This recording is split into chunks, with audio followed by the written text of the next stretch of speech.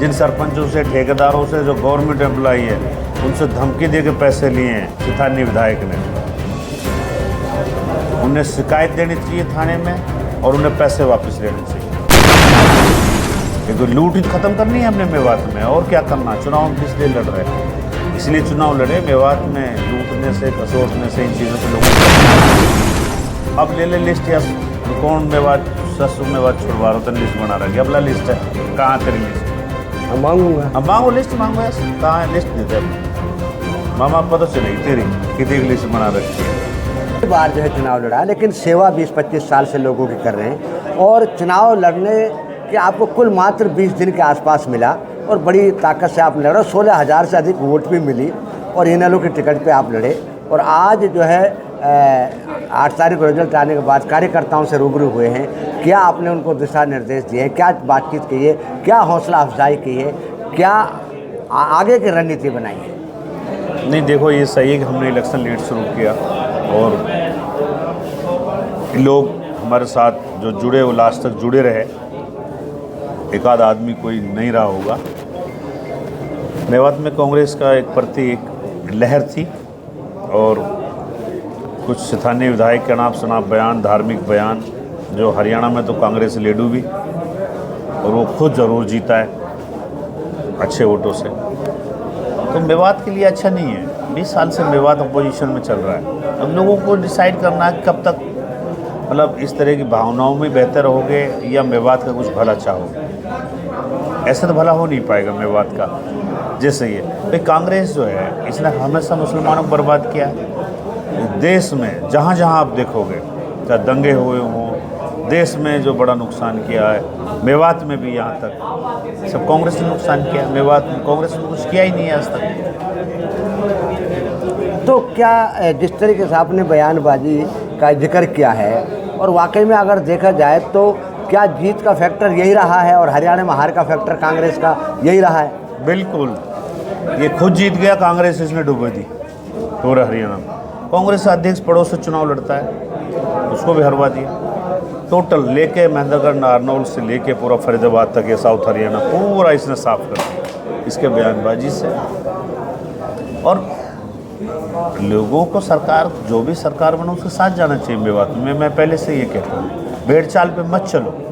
अब इन्हें बना के क्या इनको पूजोगे? ये जो एमएलए बना दिए कांग्रेस के, इनके क्या करोगे? ये कोई काम के हैं? मतलब सारा इसका मतलब तो ये है कि भड़काऊ लोगों की भावनाओं को भड़काने के लिए बयान दो, काम कुछ मत करो और विधायक बन जाओ। इसका मतलब तो ये हुआ। नहीं तो विधायक बन के भाई आपको इलाके के लिए काम करना पड़ेगा ना। जो सरकार जो होगी, मेरे हिसाब से तो जहाँ सारा हरियाणा जा रहा है वहाँ जाना चाहिए। हमारी मेवात विपरीत क्यों जाती है? करीब 2005 से हम विपरीत दिशा में चल रहे हैं, इसलिए नहीं, गलत है। मेवात के हित में ठीक नहीं। तो जो इस तरीके से जो मामला चल रहा है कि आपको मात्र 20 दिन की मेहनत पे 16,000 से अधिक वोट मिले, क्या उससे संतुष्ट हैं या और क्या रणनीति है आगे की? भाई हम वाकई में पहले लड़े और 16,000 वोट पाए। चलो जो भी है वो तो जनता का वो है, जो भी वोट मिला हमारा काम, हमने मेहनत की ईमानदारी से और काम भी किया है। आगे इंशाल्लाह काम करेंगे, लोगों के साथ हैं, जो हमारे वोटर सपोर्टर हैं हम उनके साथ खड़े हैं और जैसे भी हैं आगे काम करेंगे, मेवात के हित के लिए काम करेंगे, फिरोज सुजीर का हल्के के हित के लिए काम करेंगे, अपने लोगों के हित के लिए काम करेंगे। तो क्या इनेलो पार्टी के साथ ही मिलकर काम करेंगे या फिर दूसरी पार्टी का भी कोई अभी मन बना रहे हैं? किस तरीके से चलेंगे कि भाई हम या इनेलो के साथ रह के झंडे के नीचे काम करें? हमने अभी इंडियन नेशनल लोकदल से चुनाव लड़ा है, हम पार्टी में हैं, पार्टी के साथ हैं, पार्टी में काम करेंगे। तो क्या कार्यकर्ताओं के लिए कोई टाइम फिक्स किया है कि हम जिस दिन लोग मिल सकें कि भाई, क्योंकि आपका भी बिजी शेड्यूल है, काम वाम भी हम लोग थोड़ा बिजी भी, लेकिन हम इतवार को तो यही है, हर इतवार को तो यही मिलेंगे, लोगों से मिलना जुलना रहेगा। बाकी सारी चीज़ों में वो तो रहेगा ही लोगों के साथ। लेकिन जिस तरीके से आपने चुनाव को उठाया बड़ी तेज़ी से, और ये हालात कर रहे थे कि आप बहुत अच्छी पोजीशन में हैं, लेकिन उसके बाद रिजल्ट आने के बाद कुछ कार्यकर्ताओं में थोड़ा मायूसी हुई है, तो उनके लिए क्या संदेश देना चाहेंगे? क्या कहेंगे जो मायूस ना हो कार्यकर्ता जो है जुड़े? ना कार्यकर्ताओं को मायूस होने की ज़रूरत ना है। ये तो इलेक्शन है, चलता रहता। हरियाणा का जो डिप्टी सीएम रहा है 4 साल, उसकी 7100 वोट आएगी। चौथे उसको देख लो। तो यानी कि सब जो कुछ जनता किया का है। काम करेगा तो जनता सिर पे उठाएगी ना। तो जनता जो करती है ठीक है, मंजूर है, ठीक ही करती है जनता। अच्छा, चुनाव के आपने शुरू जिक्र किया कि जो एक धमकी वाली बात भी आई थी, तो क्या अब वो विधायक बन गए हैं तो अब क्या धमकी आपके कार्यकर्ताओं को मिल सकती है, औरों को मिल सकती है? तो अपने कार्यकर्ताओं के साथ किस तरीके से खड़े हैं आप जो? मैं तो कह रहा हूँ कि जिन सरपंचों से, ठेकेदारों से, जो गवर्नमेंट एम्प्लॉई है, उनसे धमकी दे के पैसे लिए हैं स्थानीय विधायक ने, उन्हें शिकायत देनी चाहिए थाने में और उन्हें पैसे वापस लेने चाहिए। अच्छा, चुनाव के टाइम पे ये बात आई है? सरपंचों से पैसे लिए धमकी दे दे के, और सरकारी कर्मचारियों से पैसे लिए गए, ठेकेदारों से पैसे लिए गए। इनको वापस लेने चाहिए, नहीं तो पुलिस में कंप्लेंट देनी चाहिए। अगर कोई ऐसी शिकायत लेके आता है कि आप उसका साथ देंगे, मदद बिल्कुल करेंगे? दूंगा, 100%। एक लूट ही खत्म करनी है हमने मेवात में, और क्या करना। चुनाव हम किस लिए लड़ रहे हैं? इसलिए चुनाव लड़े, मेवात में लूटने से, खसोटने से, इन चीज़ों से लोगों को बचाना है। तो आपने भी जिक्र किया लूट खसोट का, क्योंकि चुनाव में आपने इसके एक वानगी पेश की थी कि लोग लाखों की 2-2, 2.5 लाख की माला डाल रहे थे, सैकड़ों मालाएं थी। आपने केवल कहीं 100 रुपया के 500 रुपया एक तब भेंट के नाते आपने लिए और वापस कर दिए, जबकि दूसरी जगह वो जेब में रखे गए। क्या एक संदेश देने का भी कोशिश की?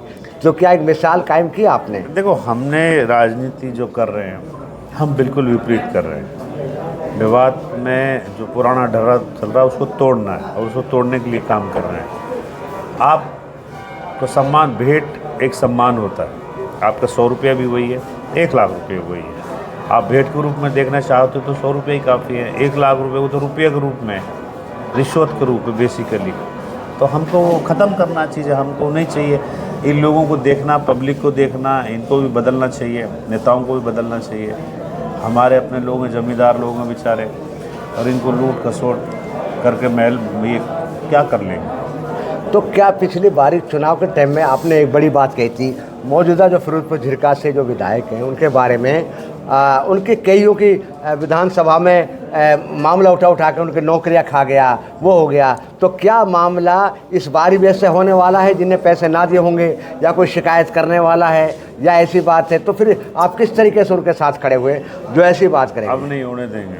अब हम मैदान में, अब ये गुंडागर्दी लूस खटोस नहीं करने देंगे। मेरे पास आओ, कंप्लेंट लेके मुकदमा दर्ज करवाएंगे। जिनसे भी ज़बरदस्ती पैसे लिए गए, लूट खसोट कर दी गई है। ये तो ठेकेदारी करता था, वो कोई टाइल की फैक्ट्री चला रहा हो, कोई आरएमसी की चला रहा है, ये ठेकेदारी। मनरेगा, और मनरेगा में इतनी लूट मच रही है पिनुआ ब्लॉक में और नगीना ब्लॉक में। मैं तो अधिकारियों से कहना चाहता हूँ, ये घोटाला है मनरेगा में, पिनुआ ब्लॉक में। आप इनकी पेमेंट ना करें और इनको जो है जांच करवाएं। ये 30-30 करोड़ रुपए घोटाला हो रहा है पिनुआ ब्लॉक में। इन पे मेरे हिसाब से जांच बिठानी चाहिए। एक कर्मचारी जो हैं वो ठेकेदारी कर रहे हैं पिनुआ ब्लॉक में, तो सरकारी कर्मचारी हैं वो ठेकेदारी कर रहे हैं। विधायक ठेकेदारी कर रहे हैं। विधायक ठेकेदारी कर रहे हैं। और अलवी साहब, ये आप ले लिस्ट, या कौन मेवात ससु मेवात छुड़वा रहा, तो लिस्ट बना रहा है। अगला लिस्ट है, कहाँ तेरी लिस्ट? हम मांगूंगा। अब मांगो, लिस्ट मांगो यार, कहाँ है लिस्ट? दे दे मामा, पता चलेगी तेरी कि एक लिस्ट बना रखी है।